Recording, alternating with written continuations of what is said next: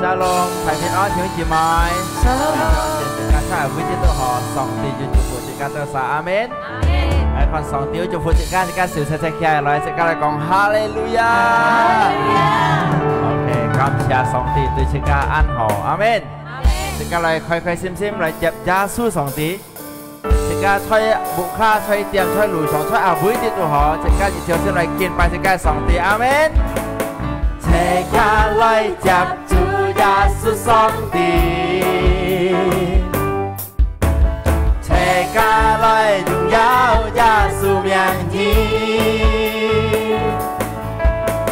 主耶穌才係上帝，主耶穌才係上帝，耶穌嘅名字，大家一家來接這個耶穌上帝，大家來接主耶穌上帝，大家來榮耀耶穌名字。主耶穌才係上帝，主耶穌才係上帝，耶穌嘅名字，讚美何沙那，讚美何沙那，讚美何沙那，榮耀嘅名字，讚美何沙那。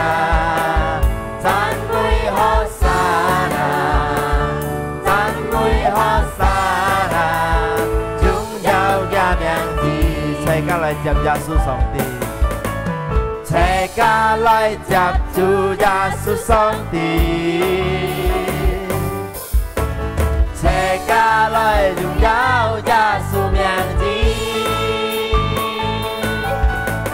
主耶穌才係上帝，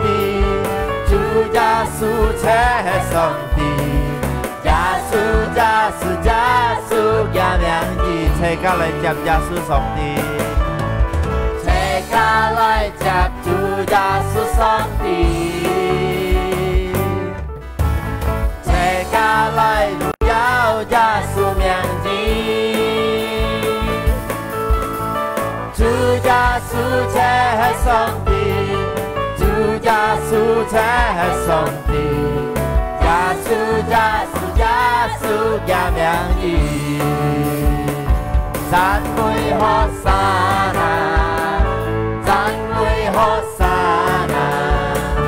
讚美何沙那，榮耀嘅名字，讚美何沙那，讚美何沙那，讚美何沙那，榮耀嘅名字，即刻唱出嚟放笑，讚美何沙那。Hosanna Tan vui Hosanna Dung dầu gia miang chi Tan vui Hosanna Tan vui Hosanna Tan vui Hosanna Dung dầu gia miang chi Tan vui Hosanna Tan vui Hosanna Tan vui Hosanna Dung dầu gia miang chi Tan vui Hosanna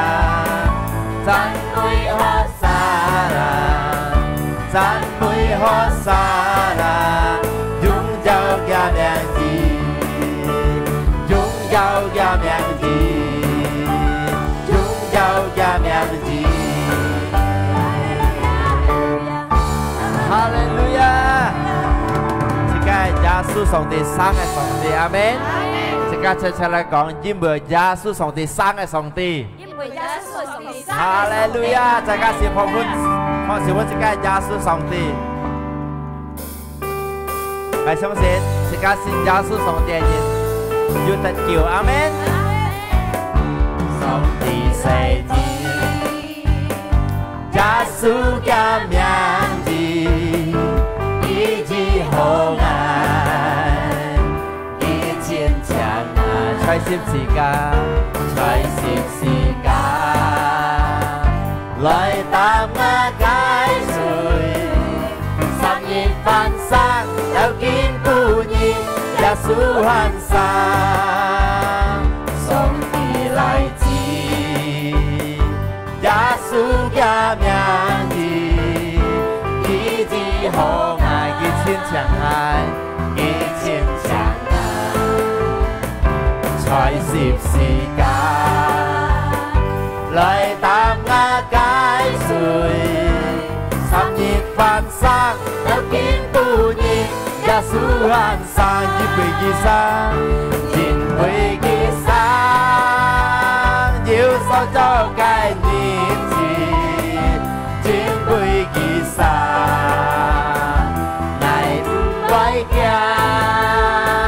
何時愛家的你感受咗該日子，愛你吃多，阿要意思，因為上帝因為佢生，因為佢生，要受咗該日子，因為佢生，愛唔會驚，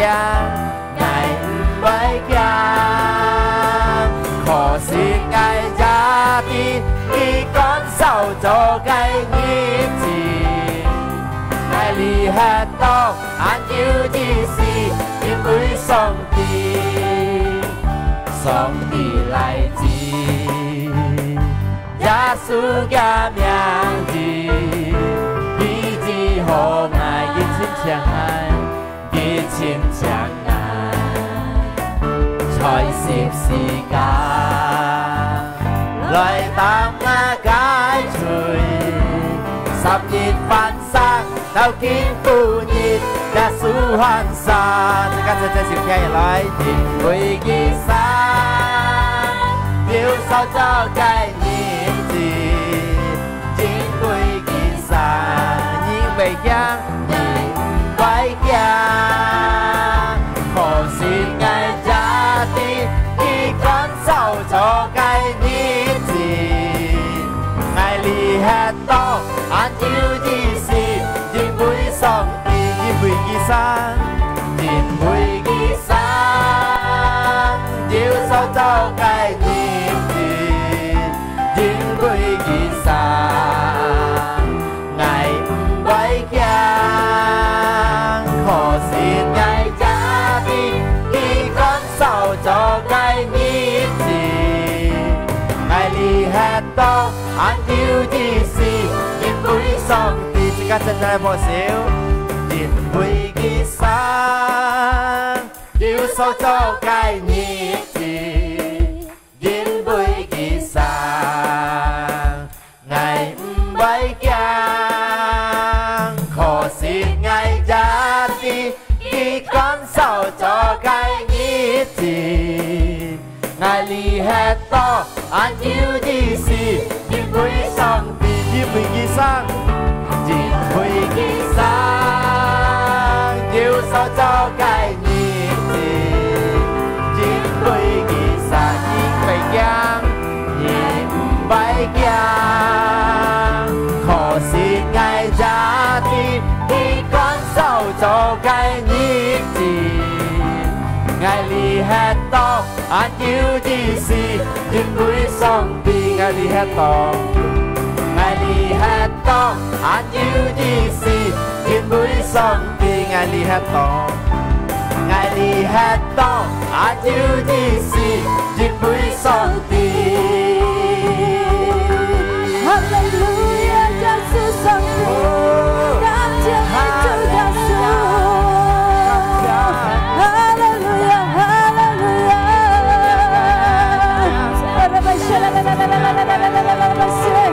感謝你主耶穌上帝，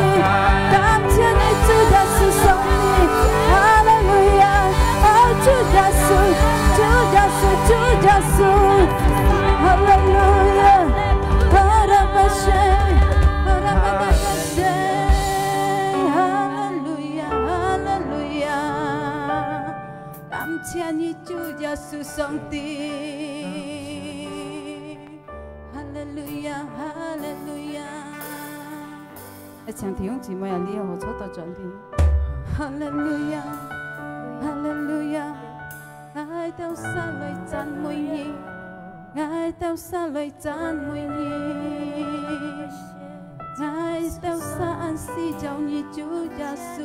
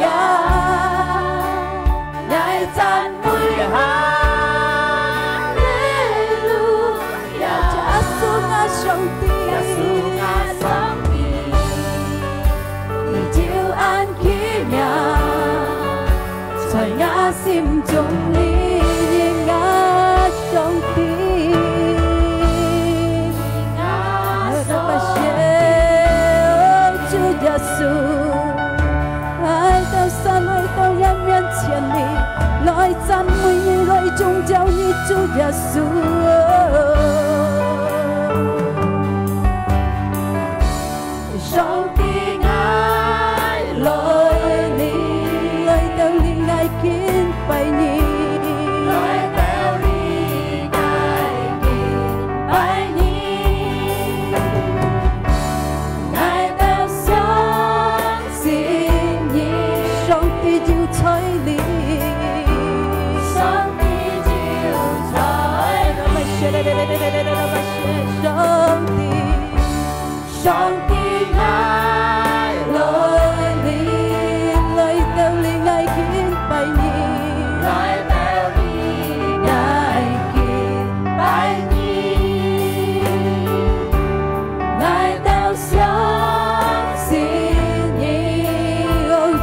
Hãy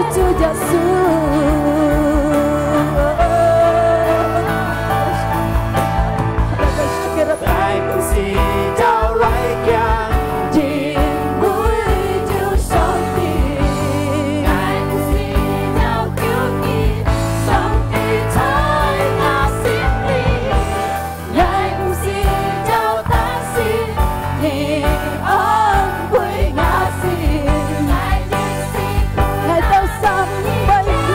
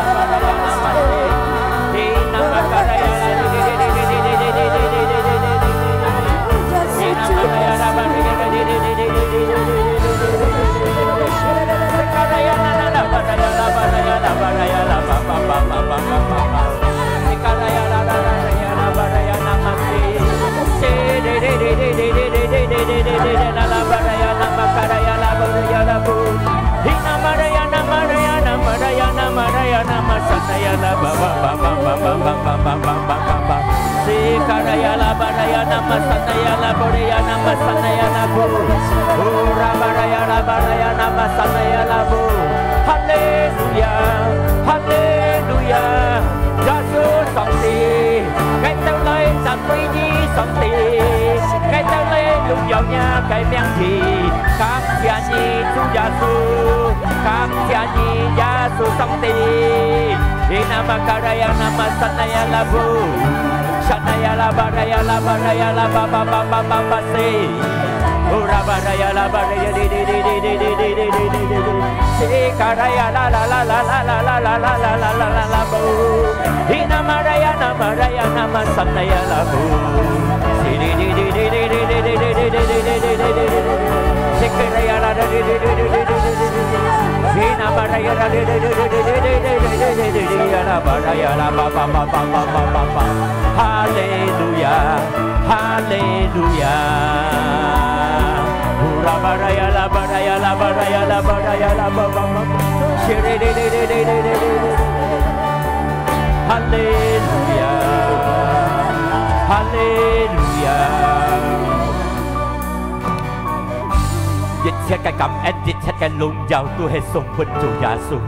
Ngài相信你神靈要砌我到裏邊，神靈要砌我到各沙不卡，要冇錯我嗰度心，要打開你嗰度嘅心，要打開你到耳孔嚟接一嘅反應，因為我到世間你喺度使用一嘅反應嚟做我嘅公路，使用一嘅反應嚟做我嘅腳步，做一嘅反應嚟行我到達達冇錯路，因為我到啲我到想喺世間你哋依靠我當下嘅能力我都冇本事，但係我依靠你主耶穌上帝，朝天朝地嘅上帝，都係冇限制嘅上帝，我都相信我越係依靠你，我都唔會驚。我都達到聽主耶穌嘅路，主耶穌帶我都去得勝嘅路。感謝你神靈嘅救物，我仆人傳一嘅法，救物每責任聽一嘅法，呢嘅出各沙無卡，你要當我到晒嘅家中，要祝福我到晒透過一嘅法，呢嘅當照，係耶穌基督嘅名，我都感恩，我都禱告，即刻切嚟講，阿門，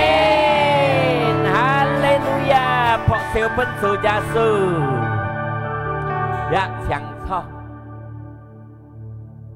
Thầy phiên ân kinh tông chiều thầy sẽ cá và những bị sòng tì khen khăn dù bún xịt cá tàu xa dù trụ phụt xịt cá dù lít đéo dù khen khăn kinh tông chiều xịt cá dù nên cầu lời thân đĩa cái hạ ca xì phí xoay lý cái bị xóa ya họ xoay cọ xa bụng kha xoay bấy từ họ nghe xong xin thăng đĩa cái phá như thân đĩa cái xì phí dịch thiến sòng tì trụ phụt xịt cá amen sa xịt cá dịch theo xin xuống theo thăng theo chuột mũi tà tắp đặt tổ cái bòn cái phụ hì hình như thân dịch hạp Piang hết hạt pan yếu hi mệt hạt cam mệt hạt liệt thành dịch pan như ta tấp tật dịch pan dịch tịt amen. Buổi sáng chi na ngày hi mong hiông tịt gì mày chơi bục cái họ xuống theo cái thằng từ chuột mũi còn nhà cặp đẹp thì xuống theo mũi chín dịch theo sim này thèm Hallelujah thì cái ta tấp tật đầu cái phụ hi thì cái dịch theo sim xuống theo mũi á ok tinh trong chiều ngày tu hè còn tao thì ngày xong xin thời thì cái xe cái này hết tổng mấy chặt nhân li hà tu hè xin nhìn còn nhông li hà nhông cái nhiệt gì ta tấp hè bị kiang anh tự nhiên kiang cái nhiệt gì li hà mỗi chặt phiếu thìn sai tiền miền hay món á mỗi chặt chuẩn cái phân tích cái hy vọng sai miền tiền nhá thì anh tô muốn thi lên lăn thì cái chỗ phù anh tô muốn thi lên lăn thì cái tiền miền cái thì cái chỉ ta thì cái ta xuân tiền miền ở chỗ cái anh tô bị lăn đó thì cái biến sang thì cái cầm tiền tiền thì cái bị bật giang hay món áยิ่งบีมากันนะเพื่อนยังเสียวยังเนี่ยเพียงจินจิตให้ล้านน้อยโจก้าอยู่เกี้ยงโจเลี้ยอยู่เกี้ยงเหี่ยอุ่นอยู่เกี้ยงเม็ดเลี้ยอยู่เกี้ยงผู้สาวยิ่งเลี้ยเกี้ยงอ่ะตัวให้10 phân ตอนยินตัวให้เกี้ยงอาเมนให้มันน่าจิตได้จิตก็จิตอันตอนยินเกี้ยงชนตัวแต่ตัวเลี้ยแกเพียงเกี้ยงเชยตัวเลี้ยแกเพียงเกี้ยงเทียนเมียนเพียวจุนโจเลี้ยอยู่กำโจเลี้ยอยู่กำให้มันนะผู้สาวยิ่งเกี้ยงtu hệ bên đây cái mô quỷ dùng để kiang lấy mệt thì can nhìn lưỡi biến sáng thì can kiang được má cái nhiều mệt một số những kinh tông chiều ngay tu hệ còn thì ca hung thì sẽ mấy thằng để kiang tu hệ mô quỷ dùng để lấy mệt thì ca hot mệt thì ca cầm trầu lia cầm trầu lia ca ya và gì thì ca lia lấy ai ti lia cái thì ca gì hạt kiang ai còn thì ca cái lít dòng chôn đồ ăn xẻ mà cái nhá thì ca một thạch kiang có theo thì cả kiang nhìn lưỡi là và giờ những cái nhìn lưỡi là ta tập bạch kiang nè但係是甲冇本啲姜嚟控制，講到姜也真相啦，是間人類啦，一般人唔會講話啫啦，是間人類，但係別姜那 manusia 啊，不所以是甲姜嚟講，是甲啲，是甲冇本啲姜嚟拖到，是甲冇本啲姜嚟控制，是甲人班人啊，係咪啊？是甲姜嘅時候，是甲人班人嚟嚇，見當中嘅講到是姜很有善者。Amen. Si kiang hanyu sinja.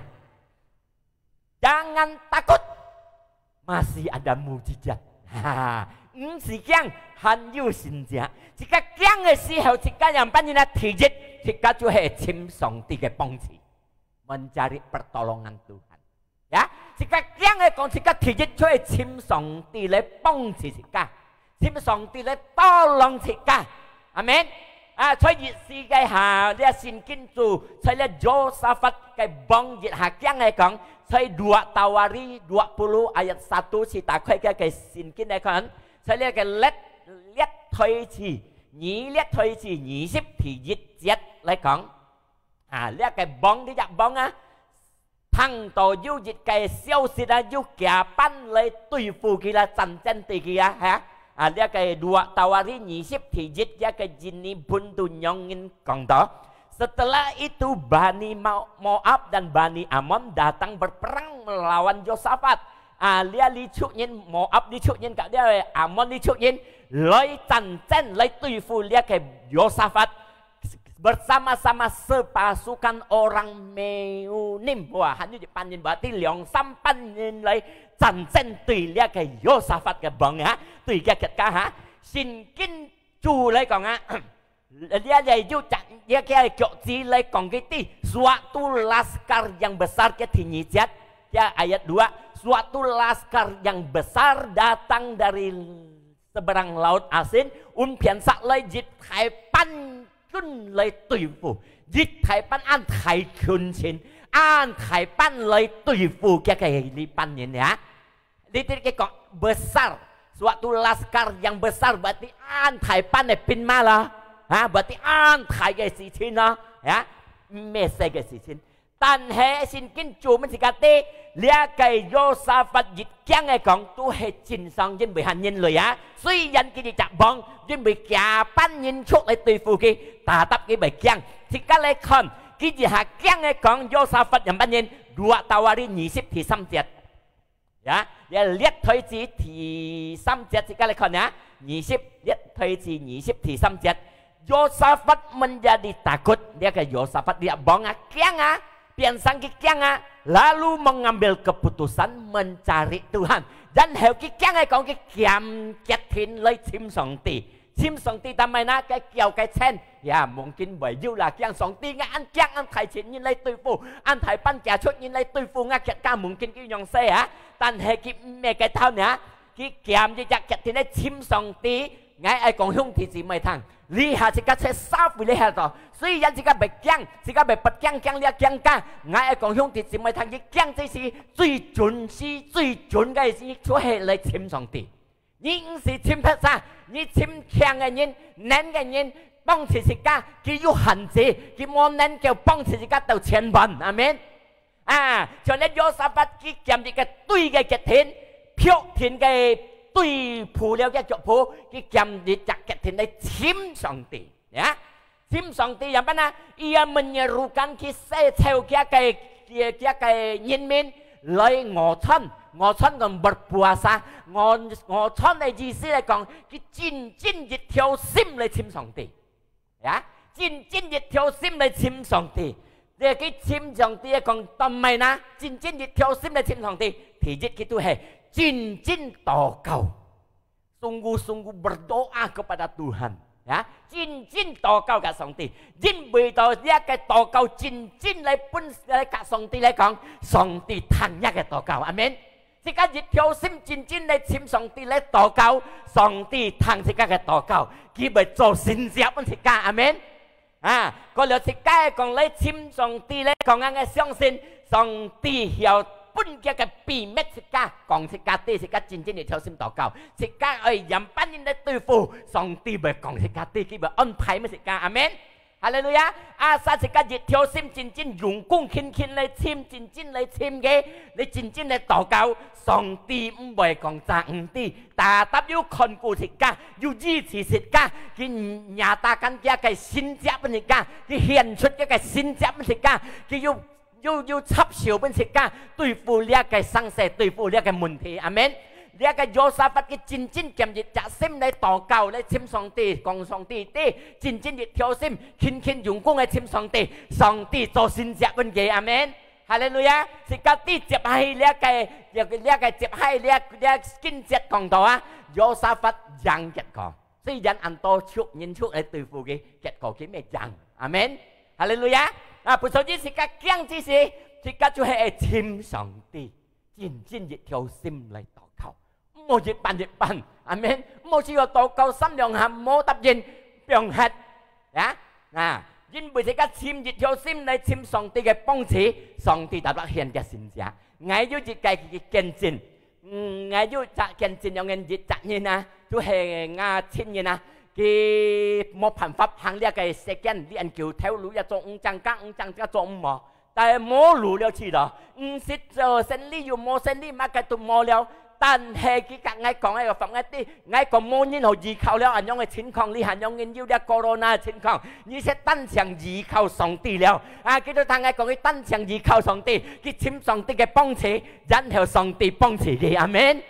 你係樣嘅情況喺講兄弟姊妹聽，而家做嘅店都冇生意嘅店了啊，而家做嘅店都冇生意，但係你買啊店都係免容易啊，阿門。但係佢日真正簽上帝嚟講，真正求上帝嚟講，上帝要做先這樣嘅，日擇禮拜後嘅嘅店後賣係大，阿門。哈利路亞！啊，不所以個真正簽上帝都標天嘅路線，哈利路亞！然後嘅客，然後人班人啊，店賣係啦，啊，佢咪要佢上帝開路本嘅嚟講啊，開了路本嘅嚟講，肯叫路，肯嚟做條路，然後佢講要賣嘅步，直到佢唔係按衝按開到按衝嘅。cái問題，不買hết嚟講嘅生死嘅惡當hiệu bản先嚟講佢都個看個要開心，個要騙錢嘅心嚟做條路嚟行呢個世間嘅日子。哇！你行喺度講一啲呢個店買hết，要講係買不，即刻禱告去講，生下即刻嘅禱告，即刻嚟寫心你心度你咪條路，你啊度向啊，店度禱告了買hết，你係要講係買不。上帝曉麼是個用到啦，但係我講兄弟姊妹聽兩樣嘢是個快嘅曉嘅，是個係相開，是個係掂手嘅，是個相信是個嘅上帝要能夠做先者，是個翻簽嘅，是個翻橋嘅，是個翻禱告，日雜禮拜然後嘅嘅目一曉埋hết，哈利路亞！上帝能夠做阿神熱挑心簽嘅，掂埋hết禱告雜禮拜埋，然後埋目日雜禮拜能禱告，也曉埋hết一目。Padahal kia cái bút tiêu phải tiêu了nhân lăng hiểu mày,但係只係禱告，責任禮拜kia cái bút hiểu mày，你係咩上帝插手，係咩上帝做先者，都係咩人該，因為你係 corona 嘅先者，咩人該買bút買店，而家都做到冇辦法，嘛那人曉買嘢店係冇啦，但係上帝插手，冇可能變有可能，哈利路亞，哈利路亞。Makanya ngay kong yung tinaway thang ni hang le san bat chung yu kunan ning chỉ chim phật sa tan chim sim song ti tan chim yao khiu ke song ti nên kêu cho xin chạp bên nhì hallelujah hallelujah phò xíu bên song ti à chơi dịch cây chơi pi tát chơi xin kinh tụ yu nhong kong chơi pi tát cả cái môn thu cả cái pen yu cho hà lê kong cái hà bom phải ăn hành chọn phụ yếm và đi đi hero ra sẽ bong ta rồi đi pi tát lo âm kiên khu lo âm kiên tụ chỉ cái này còn kia cái kinh su Kisara số ship nhị thì chết chỉ cái này còn Kisara số ship nhị thì chết chỉ cái này còn kia cái kinh su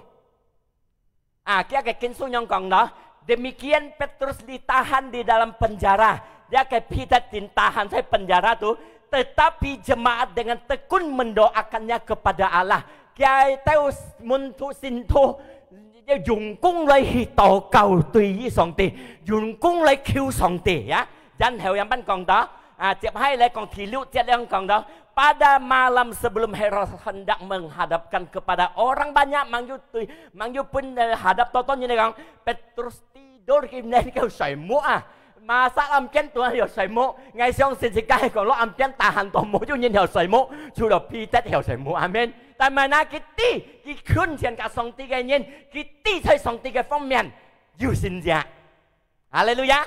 đi còn đó kia tao môn thu cái tao kia pen yêu cái môn thu phỉ diệu khinh tỏ cầu tùy với song ti khinh tỏ cầu lại còn dân hiểu chỉ xây âm chén tụi lại còn xếp mẹ còn hành du liền thô anh mà thô gió ya thô xỉu ngay yang tí ya ha basti nha sò liền thô anh tu hệ mô hồ chỉ yêu ya tiếp hay thì chít chết nhân còn đó ti ba sai anh hả dulia cái thiên sĩ lấy tàu bít tay tay miền xiên du công xiên cái títlia cái thiên sĩ phọc cái canh theo cái phọc cái canh theo cái còn hằng lại còn cái tay cái theo đi tàu liền sao mà thân siêu Amen. Lý ngay còn hướng thì mày thằng nhưng mà cái sang xe thành đồ như vậy hả? Nhưng mà cái sang xe khu đồ như liệu khu đồ âm chén đó, nhà cái khai lót liệu khu âm chén đó, nhà cái ca thiên liệu khu âm chén đó mua khai lót bởi tô nung cao ngay còn hướng thì mày thằng hình như tô kêu song tỷ, tô giao kêu song tỷ, cái song tỷ cái thiên sĩ sang hào lấy những miền trên lấy bún như xin giả, amen. Cho nên là bị tên những tất cái xin giả sang hả tiếp ai lại còn cái phật cái là cònเรียกไอ้กีสารสิบนี้ไอ้สิบยิดอะไรกันเรียกไอ้เทียนสีไตกี่ชุดยิดจากมุนอัมเจนมุนก็อัมเจนมุนไตกี่ชุดdan hal yang setelah sadar akan dirinya Petrus berkata sekarang tahulah benar-benar bahwa Tuhan telah menyuruh malaikatnya song ti hai kia cái thiên sĩ lấy kiều ghê amen ngay còn không thì chỉ mày thằng ma cái chín không ma cái khổ chúng rồi họ sao chỉ cả chính thì thiếu sinh để cứu song ti khinh để kiếm song ti tan chẳng hướng song ti không phải biểu hiện gì cái做新讲不是假 amen hallelujah bởi vì cái keng hay bởi keng tapi một bên keng lại控制một bên keng lại chăn đó thì cái hắn yêu song ti yêu nén song ti nén kêu cứu thì cái song ti amen còn nhà hướng thì chỉ mày thằng cặp bẹt càng một bên đĩa keng控制的keng来講真相耶穌幫拜變人也是keng cái hạ đầu xe keng này hạ也是keng cái kỳ sĩ keng ná幫拜cái hàng đĩa cái ship sĩ ca lũ trong hiểm khuyên ở tiền tăng này hả cái xoay cái tạm ăn cái tổ gật sẽ mà ni tổ hết cái tổ cao cái keng cái chính dịch theo sim tổ cao chính dịch theo sim tổ cao thì cái chỉ còn Lucas 22:44นี่คนเดียยาสู้แกงแต่ว่าไก่สิคิฮันยินเลยLukas 22:44 ia sangat ketakutan dan makin bersungguh-sungguh berdoa kiang siapa kiang tapi kijat cincin tokau jat theo sim dari tokau amin haleluya perlunya menjadi seperti titik-titik darah yang bertetesan ke tanah dia khona tiak hai leo khiet yang tenna yang kiang dewa ngài xong xin hương thì mày xích liệu ăn kêu mang xích keng đầu thôi nhá hòn tiền là hay liệu hết rồi á但係耶穌說阿們係啥個驚難樣講嗱主耶穌個驚咧係啊cái驚到個寒啲跌了血跌下樣是家下mang驚到用去前途啊但係cái bạn驚là chỉ bị cái tí cái對付cái本人tăng本人超差本人失咧用啲離嘅東西侵net cái tí人本人痛苦cái tí啊只唔會啊thì các toa số nhân chẳng hẳn lối tàu thì cáiอย่างtỷ,但係主耶穌嘅啲前面嘅生死mang發生嘅人班人嚟死人班人電超差，人班人嚟電嘅啲嘛，今日佢驚到用去前途，係是佢，但係佢驚佢禱告，佢變咗係佢禱告กับ上帝派先知們嘅本嘅力量，阿門。你看啊，一個經節接下一個講啊，Lukas 22:43。Lukas 22:43 maka seorang malaikat dari langit menampakkan diri kepadanya memberi kekuatan kepadanya pun kislit liang thì các kinh punya bagian mai sang xe còn ai còn hiếu thì sẽ mới thằng dịch theo sim tổ cầu kinh tổ cầu song ti punya sin ngay lit liang amen hallelujah từ song ti punya sit liang nhìn nén kêu cô dịch chết nhạc giang ngày amen hallelujah thì nhì lấy còn thì các giang lấy còn thì các chim song ti lấy còn cái lit thì các ở chân mi song ti ở bay song tiแต่ไม่สิก็จันไม่สองตีไปสองตีนะแต่เส้นเดียวกันที่จะได้ปล่อยแต่พี่จะอยู่อายุเบฮะ ยังไงนะที่การเลี้ยงถอยจีก่อนนะได้โยซาฟัดเลยก่อนจินที่เที่ยวซิมเลยต่อเก่าได้เที่ยวแก่กันยินมินคุยให้เลยจันไม่2 ตีเลยไป2 ตีเลยกินไปกี่เลยจันไม่กี่เจ็ดก็เลยก่อน2 ตีปุ่นกี่ฝานี่แก่ไก่ฝานี่เลยก่อนลงมาไก่ดูว่าตาวารี20คนดูว่าตาวารี20เรียกถอยจีนะลูกที่ทำนี้ที่ทำแก่ยินมินยังเงินyang kayak pandai tu, beginilah firman Tuhan kepadamu 2 3 Fani punya, jangan kamu takut dan terkejut karena laskar yang besar ni mau kiang mau hak tau tu dia Thai Cina ni tu punya, 2 3 punya Fani ya, dia hiung ti cimai, hang dia keset bancu berperkiangที่เอามาพันปั๊บตัวมาไกลตัวหอสันลี่berperkiangที่ดอโจเทลูberperkiang ขึ้นต่อเก่าขึ้นซิม2 ตีปุ่นยี่ฝันยี่สี่แกงหมอต่อสี่แกงตุยฟูเนี่ยจะเช็ดแกเสกแกสังเส2 ตียุบป้องทีนี้ปุ่นยี่ลิดเหลียงอะไรลูยะอาเมนจะให้เลยก่อนสิกาตี2 ตีเขียนไต2 ตีกองเลี้ยไก่จันเส้นลีช่องจันเส้นสี่ยี่เลยจันไงกัดยี่จัน2 ตีกองยี่ตาตับยางแต่2 ตีจันสิกาตาตับยางแล้วอาเมนฮาเลลูยาเรียกไก่ลีฐานที่จะช่วยแต่ลีฐาน2 ตีเขียนไตกี่用手做行對付佢到50強一個2 ตีหันยะนี่ยินมินจันไม่2 ตีไป2 ตี2 ตีปุ่นกี่จังยิ่งไป2 ตียูใช้สิกาจันไม่กี่ไล่ต่ออย่าแกเขียนลิดแกเน้นลิดยูใช้สิกาจันไม่กี่จีเสียฮาเลลูยาเรียกตัวก็เหลียวทีนี้สิกาเกี้ยงไก่หาสิกาอย่างปันจอยหมดลีค่อยจัน2 ตีอเมนสิกาปัดเกี้ยงสิกาหมดลีค่อย2 ตีหมดเซลเพชรทางหมดชิมเพชรทางคิวสิกาหมดฮิฮยองเพชรเงินตั้งเชียงฮยอง2 ตีแต่ไม่สิกาหมดลีค่อย2 ตีสั้นเชียงไอ้ขึ้นเชียง2 ตียินไปใช้ยาโกบุส4 ที่8ยังก่อนต่อสิกายาโกบุสค่อยกี่งาเกาะสู้ที่4 ที่8Kok suci sifat ya anyong kong mendekatlah kepada Allah dan ia akan mendekat kepadamu. Makanya jika kun 2 ตีjika kun 2 ตี2 ตีkun jika到2 ตีkun jika berarti 2 ตี就ใช้สิกาลิสะให้2 ตีใช้สิกาลิสะให้หลายสันนั้นเกี่ยวติสิกาให้มาแกมุนที่นั้นเกี่ยวตาสิกาให้มาแกสร้างเสร็จนั้นเกี่ยวเมสิกาเกียง2 ตีใช้ลิสะสิกาตี2 ตียุบป้องที่สิกายุกันแล้วทงชัยมาแกสร้างเสร็จสิกานั้นเกี่ยวกับ2 ตีต่อหากฮาเลลูยาอาเมนมากันยักเกียงที่สิกาหมดลีค่อย2 ตีsi pian ki 4 Mazmur 4 thì liệu Mazmur 4 thì liệu Tuhan di pihakku aku tidak akan takut từ 2 ตีอยู่ใช้สิกาลิสะนี่มันจะกลับไปหันสิเกียงมั้ง2 ตีใช้สิกาลิสะสิกาสิยาวเกียงya jinไปไหม apakah yang dapat dilakukan manusia terhadap aku ดีสิเลยก่อนยูมาไกสังเสกกันดินเน้นเกี่ยวตีฟุสิกาแต่ตาสิกายังไงซาสิกาขึ้นเชียน2 ตีโมลีค่อย2 ตี2 ตียุใช้กัดสิกาชุ่งใช้2 ตียุกัดสิกาคึงหาสิกาสิเกียงสิกาไม่เกียงเนี่ยอาเมนยินไปต่อ2 ตีขึ้นเชียนสิกาเน้นเกี่ยวถิ่นซิมสิกาอยู่จะอ่อนเชียนกับซิมสิกาเน้นเกี่ยวอยู่อ่อนเชียนซิมแล้วก็สิกาเน้นเกี่ยวตีฟุจิตเชียแต่ชินของอาเมนmakanyaจะขึ้นเชียน2 ตีสิกาตัดต่อตะนั่งตัดต่อออนซิมสิกาออนซิมเลยก่อนสิกาเน้นเกี่ยวตุยฟูจิเจชินของแต่สิกาซิมอยู่ออนซิมเลยก่อนอย่าออนเชียนที่ต่อสิกาเหี่ยวแกมกับเก็บเหี่ยวทิม2 ตี2 ตีเป็นการทุ่งเป็นจีฟุยเรียกสังเสอย่างปัญญาหังเรียกกันมุนที่อย่างปัญญาตุยฟูเรียกอย่างปัญญาสอตาเกตอย่างปัญญาแก่เรียกเซนลี่อย่างปัญญาหังเรียกกันเทวลูอย่างปัญญาจ่อเรียกกันกาทินนุ่งเกาอย่างปัญญาหังซาขึ้นเชียน2 ตีปุ่นยี่ถิ่นซิมปุ่นยี่ออนซิมสิกาไม่หลอนจอไม่จอหังโซโลอาเมนฮาเลลูยาสิกาเน้นเกี่ยวขึ้นเชียน2 ตีขึ้นเชียนสิกาของสิกาอยากจิ้นสินหัวเทียนจินสิกาไม่เกี้ยงไม่ถุยผูอาเมนสิกาแต่ไม่เกี้ยงสิกาอยู่จิ้นสินหัวเทียนจินในของสิกาอยู่เสียงก้องไก่สีเสียงอยู่ทุ่มมินจีฟี2 ตีเป็นสิกาเลยลีสิกาจิตเชดมุนทีฮาเลลูยา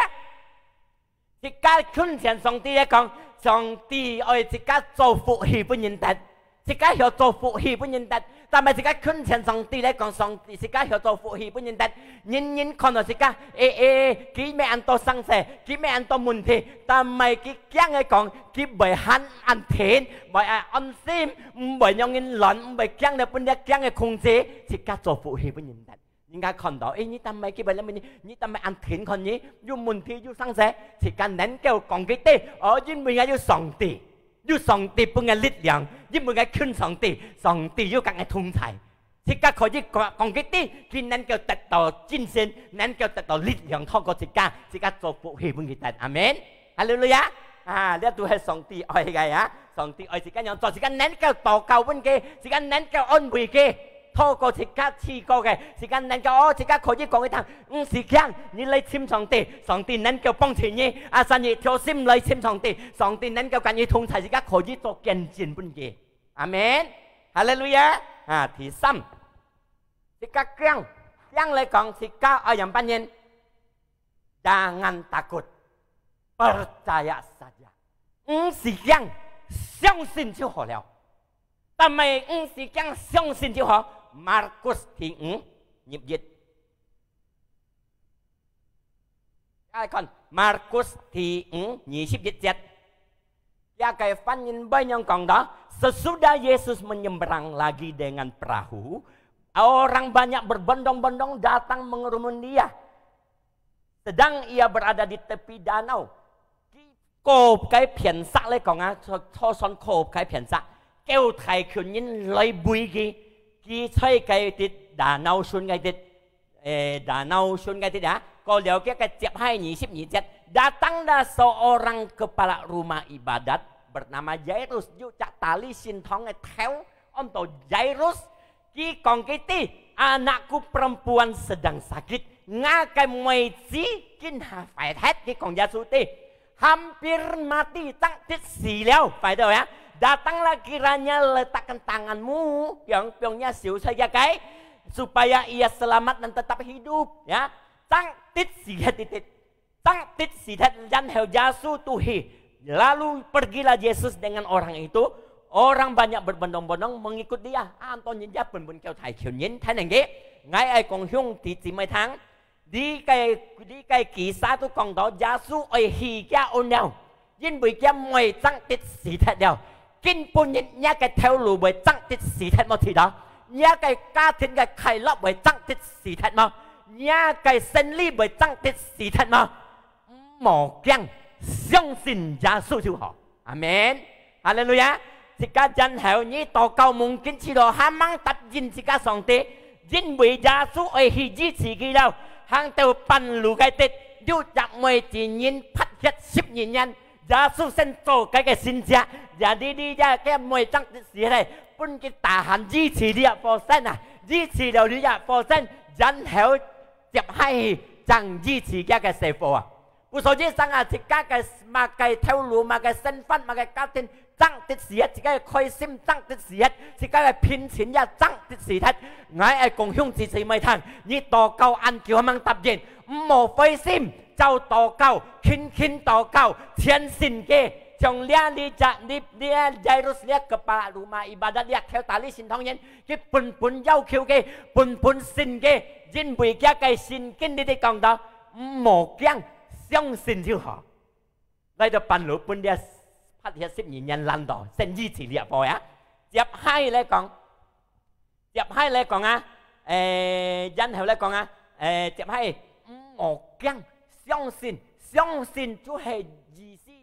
beriman 相信就係意思 beriman 信心嚟講係乜嘢信心係強嘅信心阿們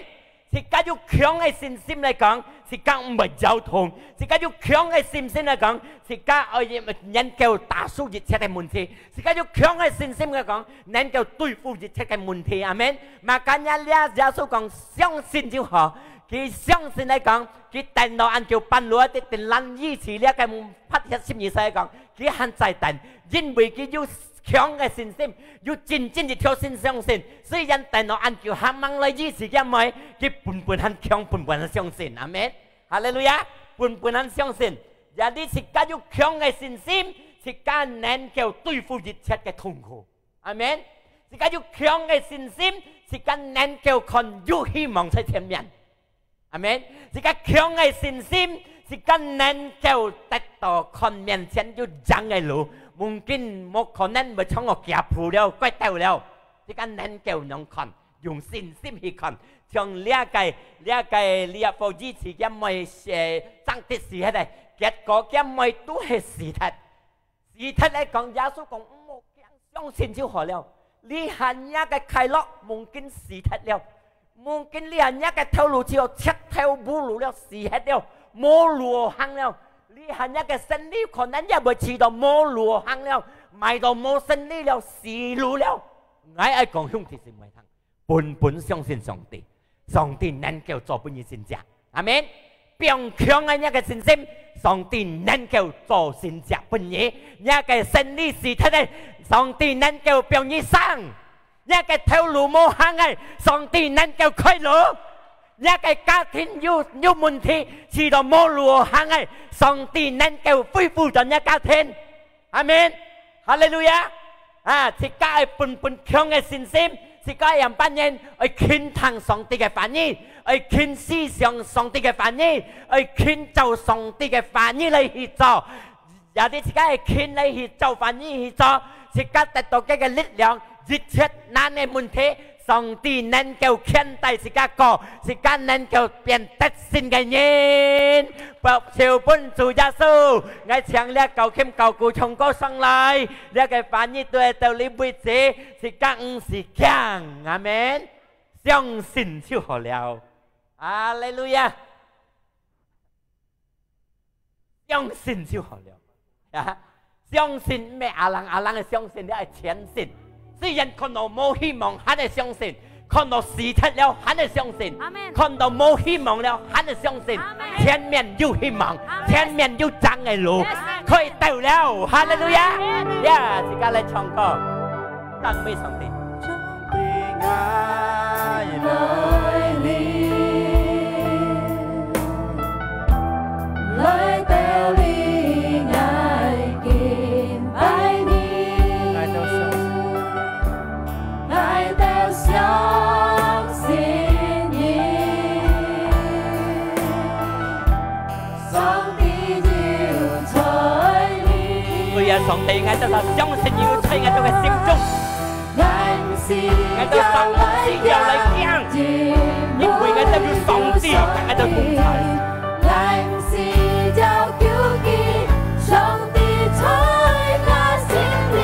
在我心中度嘅，唔是用肉，人是用擔心，要上帝來安慰我身上，要痛苦要困難，以強大自家。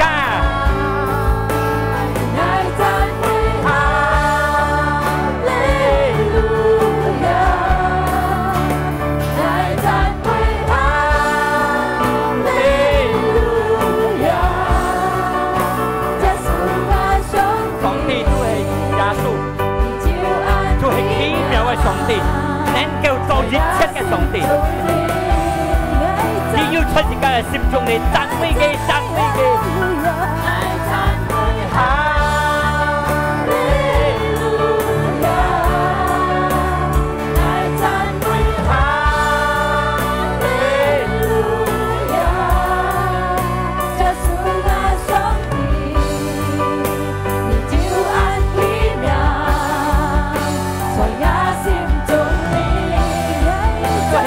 有嘅上帝要喺自家嘅心中，所以自家在世間嘅行路啊，要把嘅門撇嚟到自家嘅生活中，要嘅門撇嚟到自家嘅面前，自家唔是驚嘅，自家在當場嚟接上帝嘅幫持，接上帝嚟幫持自家，自家接嘅嚟到讓自家真真做心嚟禱告你上帝，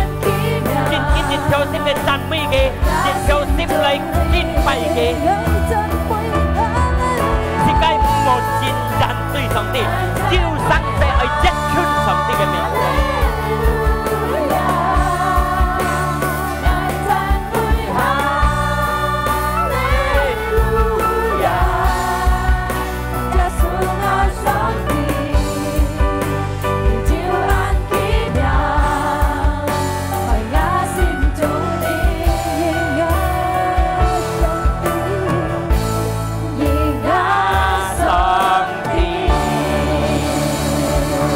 lúc thì mày kết hôn yêu mà cái muốn thì mình nhị giang này yêu mà cái sang say mình nhị giang này thay xem phát trung này đi ngay ai còn hung thì mày thằng chỉ theo sim này sim sòng thì cái bông thì như tôi sim nó最準嘅了你只來sim佢嚟講一條sim嚟真正嚟禱告對上帝一條sim嚟讚美嘅一條sim嚟敬拜嘅佢能夠做善事嘅嘢是間冇一要生係間一圈上帝冇離開嘅是間一圈佢嚟講是間要力量佢本是間能嘅力量是間能夠前進嚟對付一切嘅問題是間圈佢嚟講佢本是間安心嚟理是間一切嘅問題佢本是間聰明智慧是間有打開一切嘅問題人班人嚟行人班人嚟過因為嘅通才愛愛講兄弟姊妹睇mà cái sang世嚟到你面前你不講見當就會反應講佢家啲唔是講都係唔是講嚟講咩單講唔是講唔是講過了自家還愛虔誠愛相信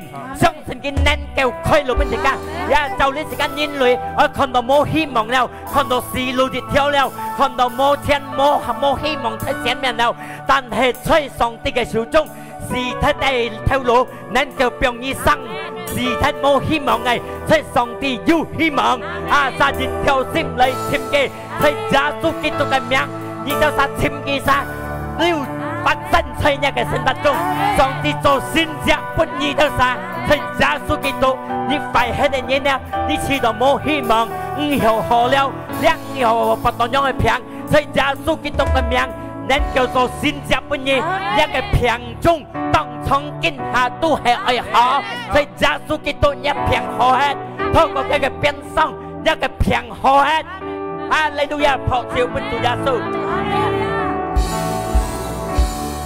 感謝你主耶穌感謝你聖靈要救乜我都殺騰一個反應我都得到一個力量一個下家是會對係對你為止而我都殺就係盡了感謝一個反應要半我都殺新嘅力量我都唔係驚我都也係前信你用自己咪滿自己嚟騎紅潮嚟從小一個自己接一個天賦嘅平安快樂一個唔係驚力量自己接到嚟自己能夠行呢個生活中但係那因為主耶穌自己通才嘅實自己嘅事本自己看佢凡生復發都係為了自己得到獎潤叫嘅獎潤叫得勝聖靈要派下嚟大家通才要牽帶自己靠呢個世間自己驚佢要自己通才自己要唔停佢要幫自己停心佢要保衛自己要保佑自己嚟接呢個福氣自己嚟享受呢個福氣自己嚟做出呢個福氣本人人何得在耶穌基督嘅名自己禱告自己感恩自己齊齊嚟講阿們哈利路亞上帝祝福自己